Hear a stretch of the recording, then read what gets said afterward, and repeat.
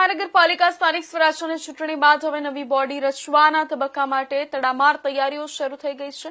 ગેઝેટમાં નામ જાહેર થયા બાદ સામાન્ય સભા બોલાવવામાં આવશે, જેમાં મેયર, ડેપ્યુટી મેયર અને સ્થાયી સમિતિના ચેરમેનની ચૂંટણી થશે। પાલિકા તંત્ર દ્વારા સભાસદોના આવકારથી લઈ મીટિંગ વ્યવસ્થા સુધીની તૈયારીઓ જોરશોરથી ચાલી રહી છે।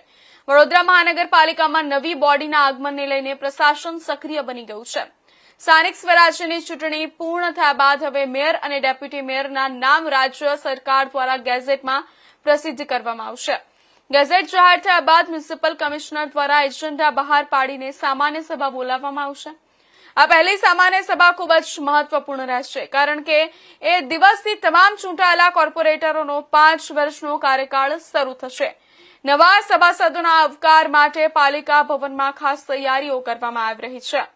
સામાન્ય સભાખંડનું રિપેરિંગ અને નવીનીકરણ હાથ ધરાયું છે, જ્યારે સ્થાયી સમિતિ ચેરમેન ઓફિસ સહિત સમગ્ર પ્રિમાઇસીસમાં યુદ્ધના ધોરણે સમારકામ અને રંગરોગાન ચાલી રહ્યું છે।